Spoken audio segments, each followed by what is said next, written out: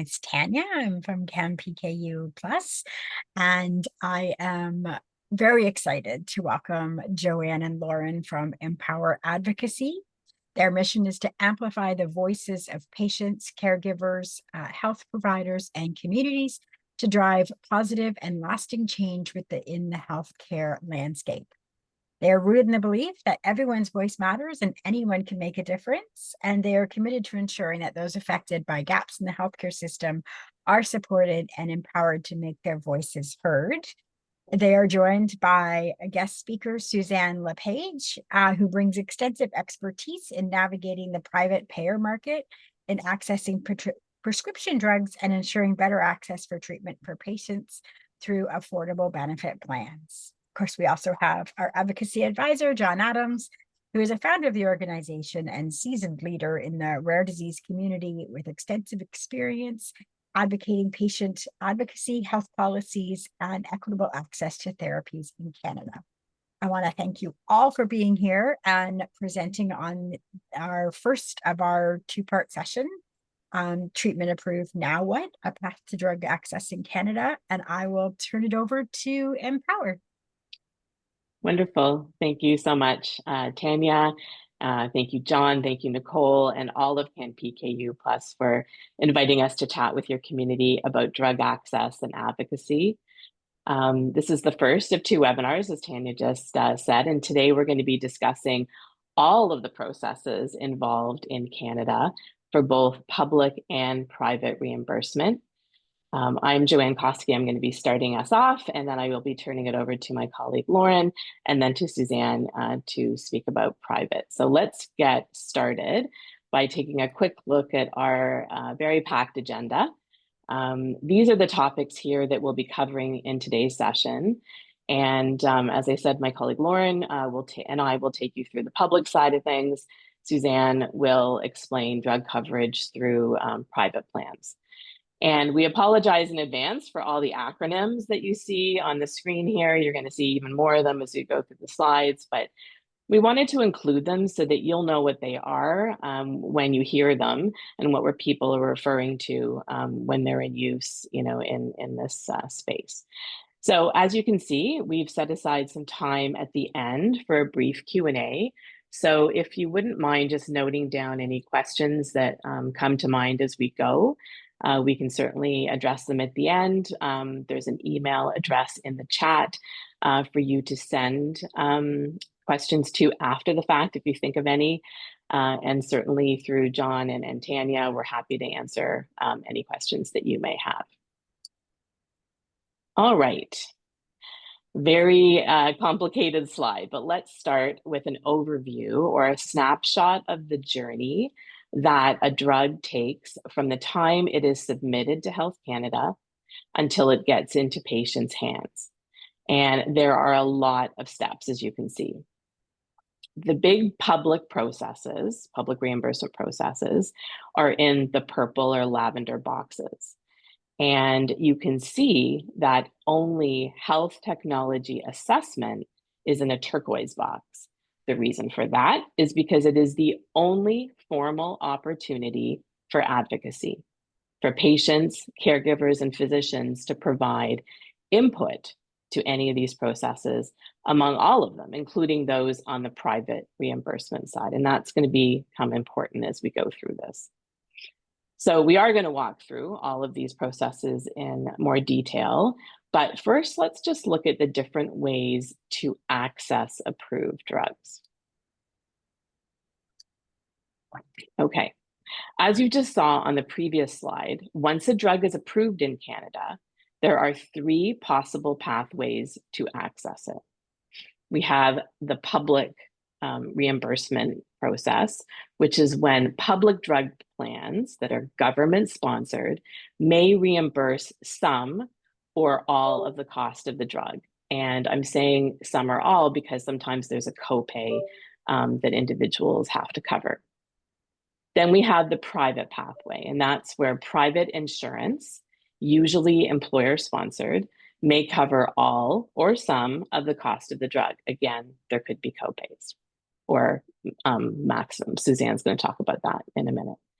And then we have out of pocket, and that's when a patient can pay for an approved drug directly out of their own pocket. But I'll just add that this is often not possible, especially with higher cost drugs. So the other way to access an approved treatment is through compassionate access from the manufacturer. And this only occurs in certain circumstances. This is usually at no cost to the patient. And sometimes we see this when, while a drug is awaiting public or private reimbursement, a company may offer this. So we'll walk through the public and private pathways in detail during this webinar, but let's begin with Health Canada's regulatory review. So Health Canada conducts a review of a drug to assess three things: safety, efficacy, and quality.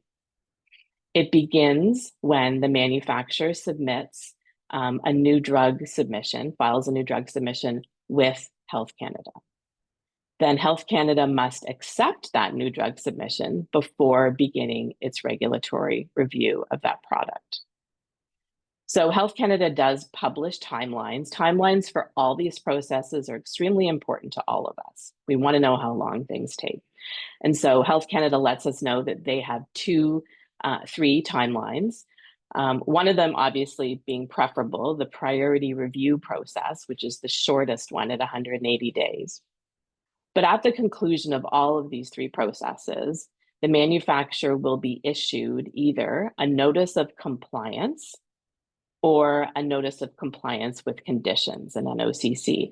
And the NOCC just means that that Health Canada still requires some additional data, and that can be provided afterwards, but they want to go ahead and approve the drug so that it can start to go through the rest of the processes. And also importantly for you to know, there is no formal mechanism for patients and caregivers to provide input into the Health Canada regulatory process. Okay. It's also possible that a drug may be withdrawn from this process from Health Canada if they have concerns that cannot be resolved through available evidence and studies. This very rarely happens, but it does sometimes. And importantly, once a drug is approved by Health Canada, that means that it can be sold here once the drug is actually available, which is usually pretty soon after approval. So let's now talk quickly about drug pricing. We're not going to spend a lot of time on this, but we did want to call it to your attention. So most drugs that are approved in Canada are protected by patents. I'm sure that you've heard that before. So we have the Patented Medicine Prices Review Board, more easily called PMPRB, which is an independent quasi-judicial body that sits under Health Canada, and it monitors the prices of patented medicines sold in Canada to ensure that they are not excessive. So the Canadian list price, which the manufacturer sets, of a patented medicine is compared to the highest price reported by the following 11 countries that you see on your screen. If the Canadian list price of a patented medicine is determined by PMPRB to be excessive, it can order the company to lower the price and sometimes do other things. So what I wanted to call your attention to importantly here is that on June 30th of this year, PMPRB published its new guidelines for PMPRB staff to follow. It includes a new process. And these new guidelines come into effect on January 1st of 2026.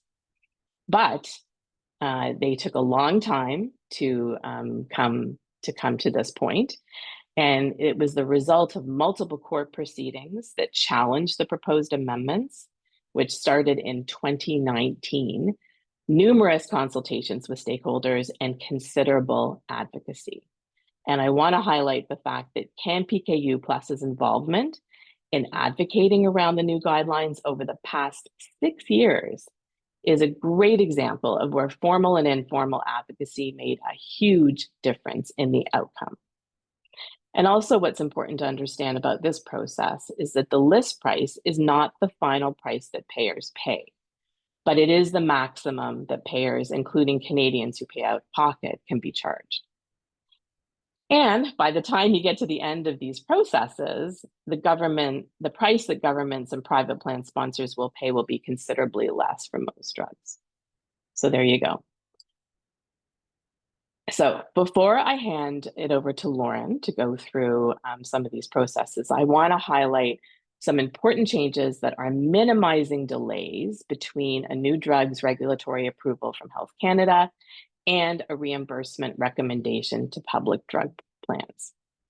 So in recent years, manufacturers in this country have had the option to request something called an aligned or parallel review of a qualifying submission in partnership with Health Canada and the health technology assessment review process that Lauren's going to explain in a moment. So in particular, Canada's Drug Agency, which used to be called CADTH, you may remember that acronym, began accepting submissions up to 180 days before an anticipated regulatory decision by Health Canada. And that enabled draft reimbursement recommendations to be delivered to the manufacturer and payers between 3 and 28 days after the approval of the drug, which was a considerable savings in time. So between 21 and 2023, less than half of the drugs that were submitted by pharmaceutical companies for review to CDA, Health Technology Assessment, leveraged this align review process.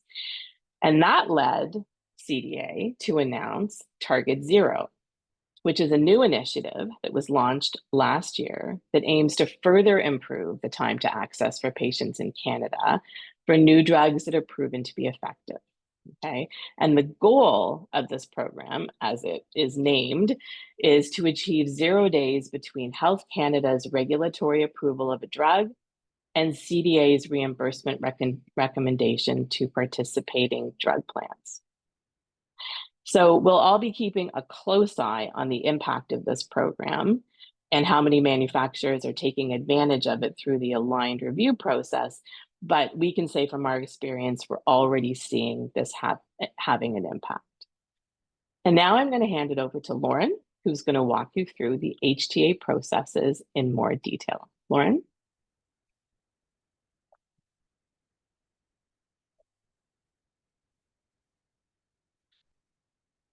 Oh, Lauren, you're on mute. My goodness, thank you. All right, so thank you, Joanne. As Joanne mentioned, I'm going to explain Canada's HTA or Health Technology Assessments. In Canada, there are two agencies which conduct these reviews. Canada's Drug Agency, CDA, which conducts reviews for all of Canada, and INESSS, which is the process in Quebec. I will get into more detail on INESSS over the next couple of slides, but we're going to begin by speaking about CDA.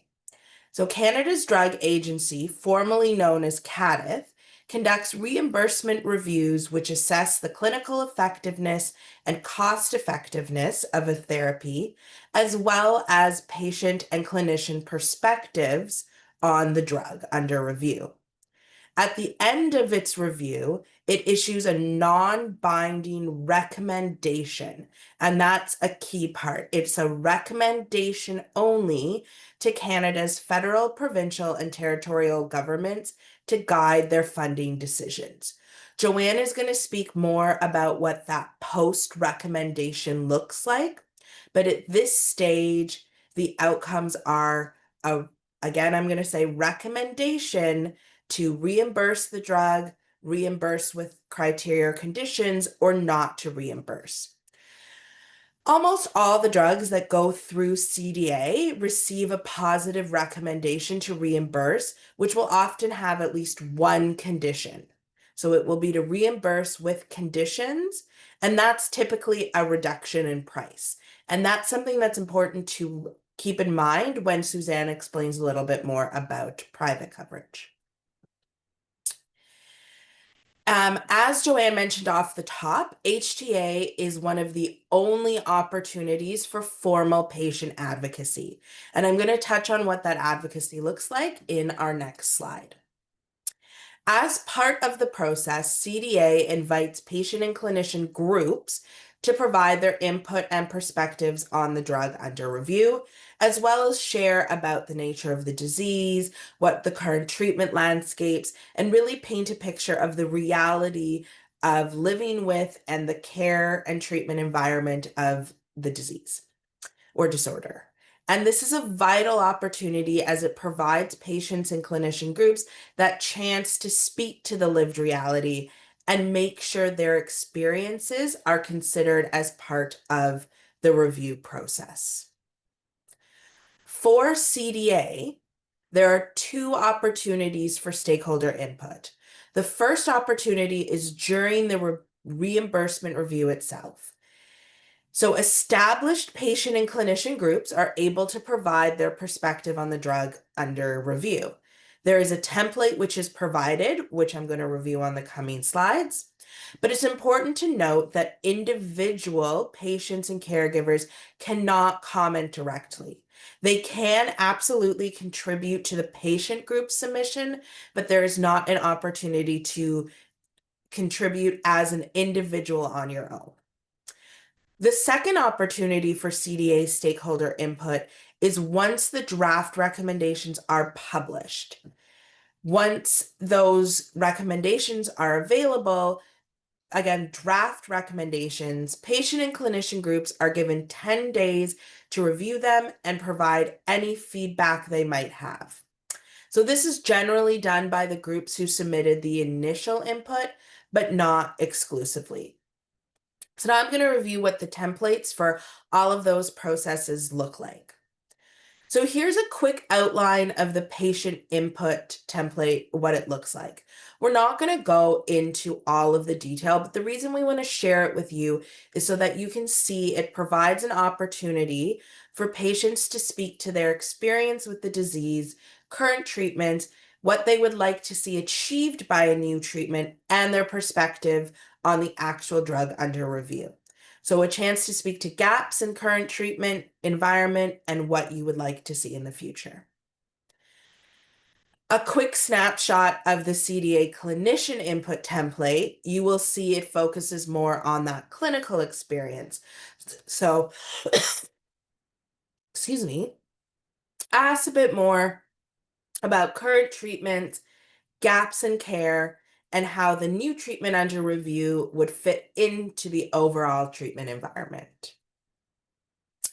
And then lastly, here's a snapshot of the draft recommendation feedback template. So this is to be used once the draft recommendations are out. The same template is used by patient and clinician groups. The way this template is set up is yes or no questions with an option to provide comments. So for example, do you agree with these draft considerations or these draft recommendations? And then the response could be, yes, we agree, but here are some considerations. No, we don't agree. This is why, etc., etc. So this wraps up CDA at a high level, and now I'm going to touch on INESSS. So as quickly mentioned, INESSS has its own process for conducting HTA reviews, and that is called INESSS. Similar to CDA, INESSS reviews a drug for therapeutic value and cost effectiveness. However, unlike CDA, the INESSS recommendation does not go to all federal, provincial, and territorial governments. It's used by the formulary in Quebec and has to be signed off by the Quebec Minister of Health. You'll see in the next stages where Quebec and the rest of Canada come together, but for these HTA assessments, they are done separately. Like CDA, though, INESSS also has an opportunity for stakeholder input, but there are some key differences. INESSS stakeholder input similarly is open to patient groups and clinician groups, but at INESSS, there is an option for individual patients and caregivers to provide their feedback directly. However, there is only one opportunity to provide feedback, and that is while the drug is under review. So there are no draft recommendations in the INESSS process for feedback. It's only one opportunity while the review is underway. There is also no template provided for clinicians. So clinicians are free to submit their feedback in the format that they feel is appropriate, but patients and caregivers, individuals or groups, do have a template that they are asked to follow, which I'm going to wrap up by showing you quickly here, similarly to the CDA input templates.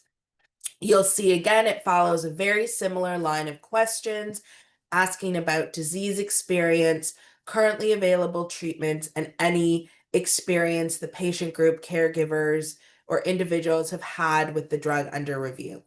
But a key difference is that INESSS, the template specifically asks you to provide 5 summary points at the end of your input. So with that, quick overview of those templates and this opportunity for patient input, I'm going to hand it back to Joanne, and she's going to review the final steps in the reimbursement process once the CDA and INESSS recommendations have been made. So Joanne, over to you. Perfect. Thank you, Lauren. Okay, we're almost done with public, and then it'll be over to private coverage. So the second last step in the public reimbursement process is affectionately known as pCPA. So the Pan-Canadian Pharmaceutical Alliance conducts joint reimbursement negotiations with, get this, 19 federal, provincial, and territorial drug plans, 19. All drugs that have a positive CDA recommendation that Lauren just walked you through, a final recommendation that is positive from CDA, are considered for negotiation through the pCPA. A lead jurisdiction, or sometimes more than one, is chosen for each negotiation. But this, unfortunately, is not something that is transparent to the public, to us. So if we go on to the the pCPA website, we can see that a drug is perhaps being considered for negotiation, but we can't see when a lead jurisdiction has been identified and who that is. So that's important to note just from an advocacy perspective, but we'll talk about that more on another webinar.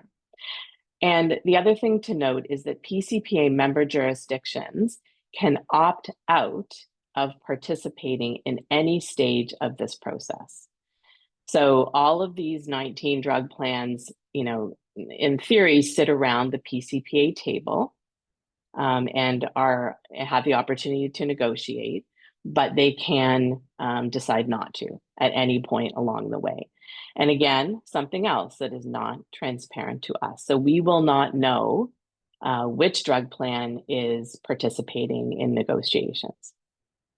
So in the little turquoise box, just wanted to call out that pCPA member jurisdictions include drug plans, public drug plans, participation from all 13 provinces and territories, including Quebec. As Lauren mentioned, Quebec now rejoins the process, so everybody's negotiating all together. The Government of Canada, which covers about 1 million Canadians through its 6 public drug plans. So some of the Canadians covered through these federal drug plans, in case you're curious, include First Nations and Inuit peoples, members of the Canadian Armed Forces, qualified veterans, members of the RCMP, and offenders in federal correctional institutions, as well as some designated migrants. So now let's take a look at the pCPA's process in more detail. See, these acronyms get you after a while. So basically, there are 4 steps to the process. What you see on the right-hand side, I think, of your screen is, all the sort of steps and a little bit of a flow chart, but let's just walk through what the 4 main steps are now. So pCPA initiates or begins its process by issuing an acknowledgement letter to the manufacturer. This usually happens very soon after CDA issues its final recommendation. And then they begin to consider whether or not they will actually enter into negotiations on a particular drug with a particular manufacturer. If they decide to go ahead with negotiations, pCPA issues an engagement letter to the manufacturer, and this is when they assign that lead jurisdiction or jurisdictions to lead this work.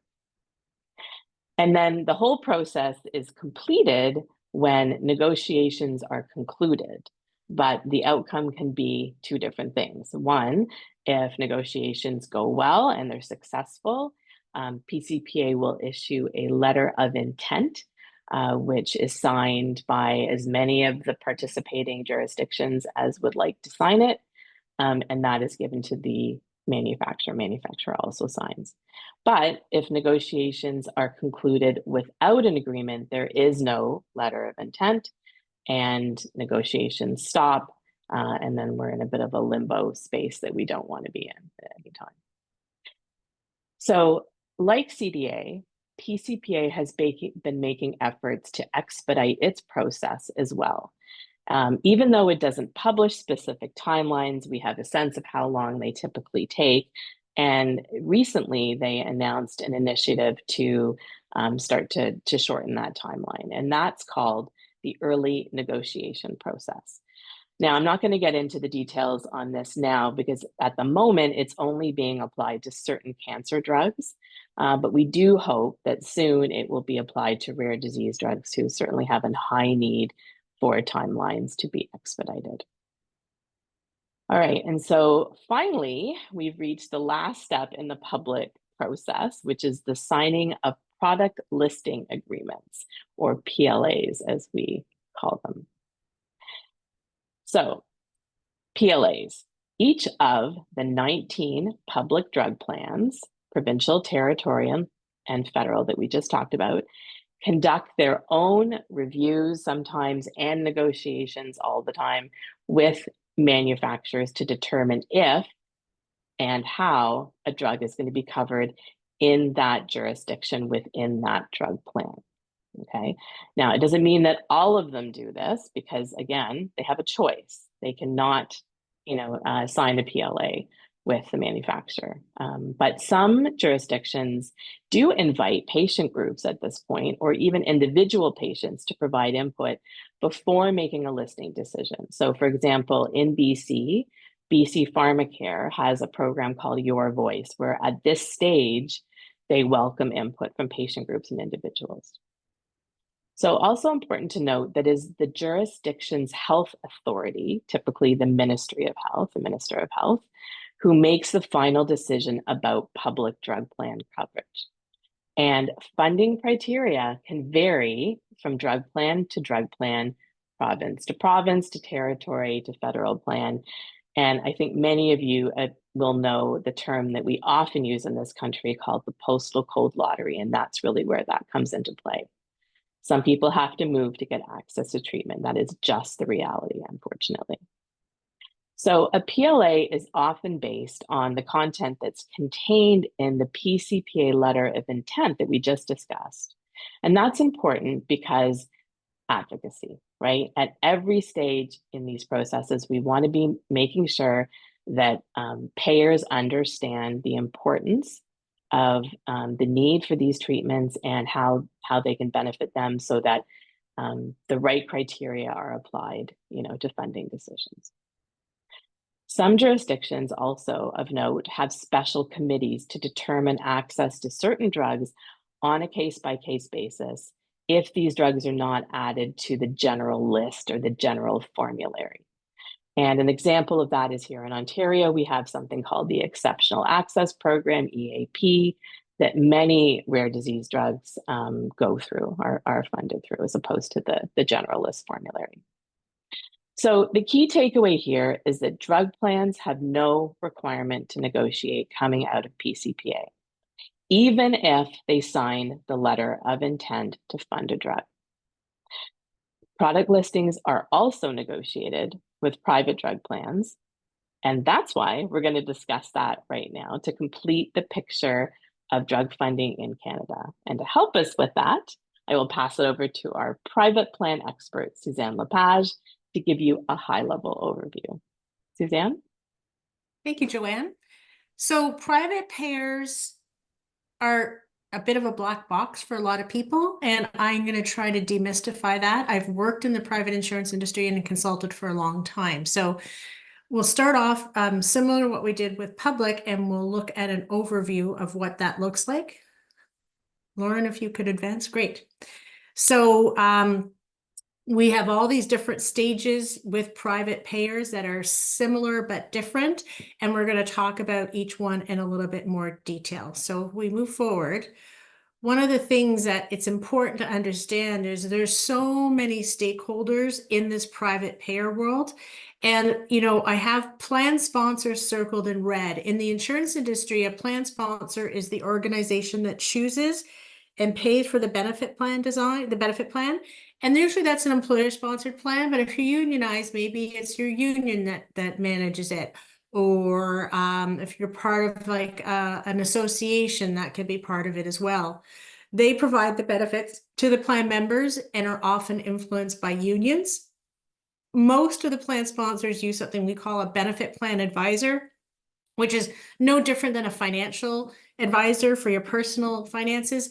They provide advice on what kind of plan they should have, how much they should pay, and the claims, the contract is set up with the insurer or pharmacy benefit manager, who then manages the adjudication or the processing of a claim at the pharmacy level. And so all of these stakeholders have a role to play, but I think one of the differences that's important to note is that the ultimate payer is the plan sponsor. We often think of the insurers, the big insurers, to be the payer, and really they are providing a service to the plan sponsor who chooses the benefit plan and pays for the benefit plan. So if we move forward, again, I guess it's this is one of those builds. Yeah, thank you. So the two things that I always like to remind people of is I view market access is the step of getting a drug listed on a formulary. So we'll talk about the different types of formulary in a minute.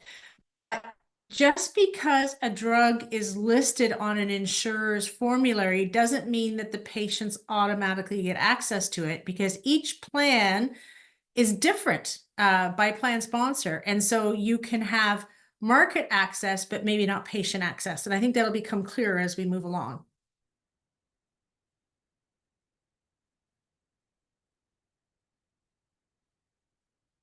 So I have the snowflake on this slide because I like to remind people that no two drug plans are the same. Each private plan is unique, even within one insurer. So you'll often hear people say, is drug A covered by Green Shield? And you could have some plans with that insurer that cover it and some don't, because the plan sponsor chooses the plan design. So even within one company, you could have a different drug plan between the management and the union, for example, or multiple unions.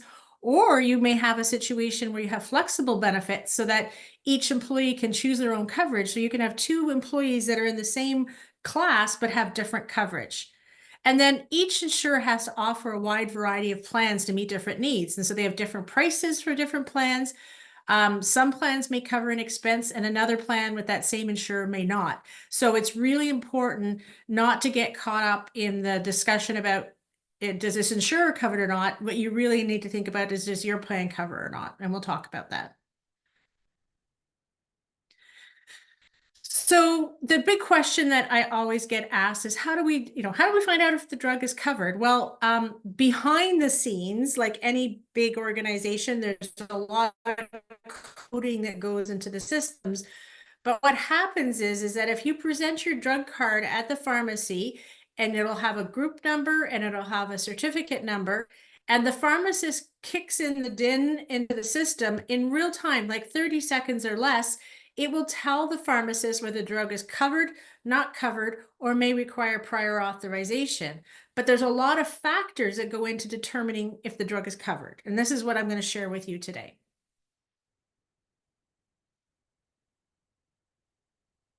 So there's really two main components to a private drug plan. And the first one is the formulary. And that really, at the end of the day, is just a list of drugs that are covered.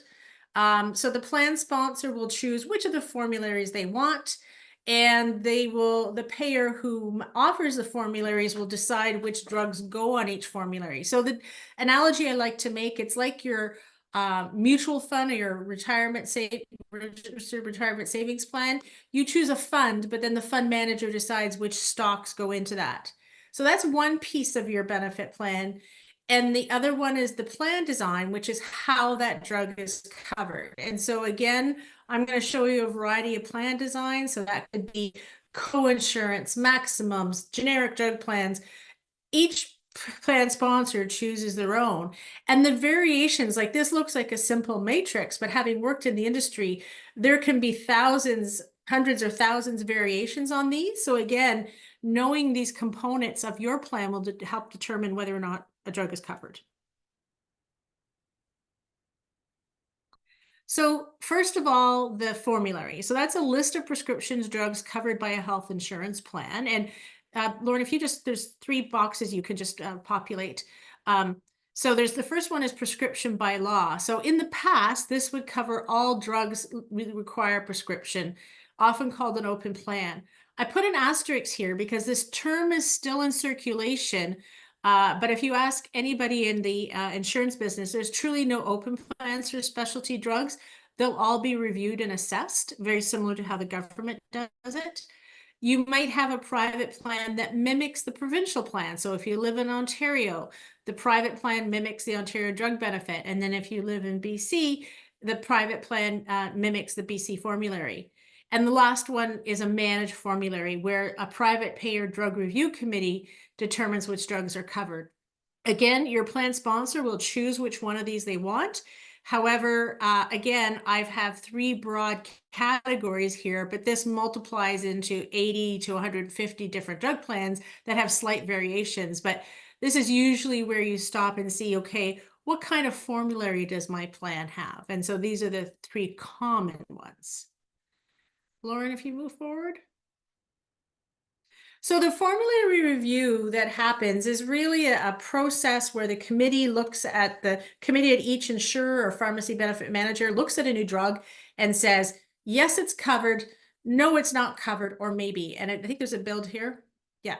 And the maybe is where prior authorization is used. So they might say, this would be appropriate use if the patient had X, Y, and Z criteria met. And so maybe allows for more individual review by patient to determine if they're eligible or not. So this is really how the formulary review committee reviews the drug. And again, remember there's multiple formularies. So the decision for formulary 1 could be yes. The decision for formulary 2 could be no. And for 3, it might be prior authorization. So again, there's multiple complexities. This looks like a binary decision, but again, I think there's a build after this one, Lauren. Oh, no, but we can say is that this happens like, I guess, 100 times for the different formulary reviews. So again, it's more complex. Next slide. So the other thing that's happened over the years, and this is something that you may not see yourself, but it's important to note, is that most of the insurers have implemented what we call delayed listing programs, where they are taking the time. So I have 3 insurers up here, but this is done at most insurers. These are the big 3. They'll put through high impact drugs through a much more rigorous review program. There's no transparency where a drug stands, what the timing is, what the outcomes are, what the rationale is. There's very little communication with pharma companies or with patient groups. We see situations where this can take 6 to 12 months or more to review. They might wait for the CADIT or the Canadian Drug Agency decision. They may require a product listing agreement with the pharmaceutical manufacturer, and sometimes they have specialized programs. So this adds a layer of complexity the thing that's really different about private versus public is you can usually go to the CDA website or the pCPA website and see what the queue looks like. You can't do that with the private payer. So this is frustrating for a lot of people.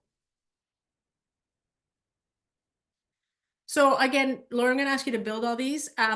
We're not going to go into these today, but the plan design is the adjudication rules that are chosen by the plan sponsor and adjudicated by the payer. And you can see that there's a lot of moving parts that relate to the drug plan that will affect the reimbursement. So for example, I'm just going to pick one, a plan maximum. A drug can be listed, right? So it's on the formulary. But if the patient's plan has a $10,000 maximum, you know, the quality of that coverage varies, right? So these are factors that need to be consideration that affect the drug choice, that affect cost sharing or the cost of the drug. And so this is separate from the formulary, but together determine access to the medication. Again, yeah. So private payer timelines for reimbursement is very hard to determine because it's not published anywhere. Innovative Medicines Canada, which is an association for the pharmaceutical industry, has done a survey to track about how long it might take to get a drug reimbursed on a private plan. And specialty drugs can be up to 12 plus months. And then if you go to oncology or drugs for rare disease, it could be 18 months or more. And then there's the additional layer of prior authorization approval, which can take an additional 5 weeks. So this isn't insignificant because it really affects access to medications. On the next slide, I just provide a timeline that, you know, just confirms some of these steps, is that any one of these steps along the way can delay access. So notice of a compliance is the Health Canada approval. Submission means sending, the pharmaceutical company sends a dossier to the private payer. The payer reviews it, they negotiate a product listing agreement, and then we get a listing. The one thing I'll pause and note, whereas Joanne highlighted opportunities for patient input, there is not a process at all for patient input on any of the private payer reviews. I know that Joanne and I have talked about that process ideally would be changed, but for now, all these steps are just handled between the pharmaceutical company and the payer. So coming back to the drug claim adjudication, oftentimes we see a situation where the drug is not covered. And this is why, you know, how do we get access? And we're going to talk about this next time we're together, but if you go to the next slide, the challenge is when a drug isn't covered, and we'll talk about this next time, is we have to figure out where in that process did we determine that the drug was not covered, to determine what the next steps will look like. So stay tuned, because the next time we get together, I'll give you some tips and tricks about accessing your own coverage with your own private plan. Over to Perfect. Thanks, Suzanne. That's great. So much and great information, certainly for a process that we, most of us don't know much about. So let's try and summarize. We thought we would come back to this slide because it has all the information in one place. And now that you have an understanding of all of the processes and the steps involved, it may not surprise you to learn that in total, it could take anywhere from 2 to 3 years for a drug to be funded on the public side, on the private side. It could take longer, and in some cases, a drug may not ever be funded, or not for a long time. So this is really why advocacy is so important, both formal, like the opportunities that we have with CDA and INESSS to provide input into those processes, but also informal, where you can make your own opportunities for advocacy, working with groups like CanPKU+, and on the public and private side for coverage of the treatments that you and your families need. And that is exactly, as Suzanne just said, what we'll be learning about in the next webinar, which is called Your Voice Matters: How to Become an Effective Advocate.